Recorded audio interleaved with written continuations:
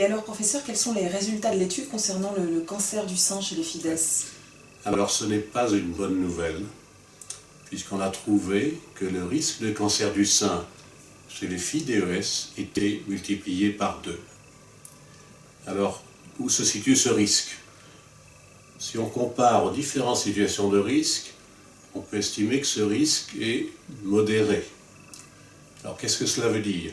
Si on le compare à d'autres situations, il est de même niveau que pour le cas d'une femme qui a dans sa famille proche, mère ou sœur, un cas de cancer du sein. Donc c'est à prendre en compte, et nous verrons de quelle façon. Il y a par ailleurs une bonne nouvelle pour les cancers, c'est que si on fait exception du cancer très particulier qu'on appelle les ACC, qui frappaient les FIDES jeunes, dont nous reparlerons, l'ensemble des autres cancers ne sont pas augmentés. Donc ça c'est un point tout de même qui rassure, parce que le cancer fait partie des inquiétudes dans les familles DES.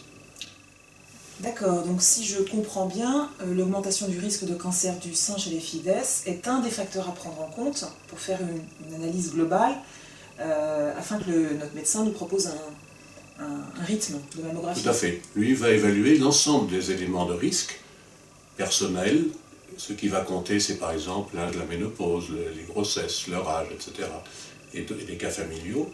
Et ceci va arriver à un niveau personnel de risque pour lequel vous déciderez avec lui de 2 éléments qui sont l'âge auquel on va commencer les mammographies et puis le rythme de ces mammographies.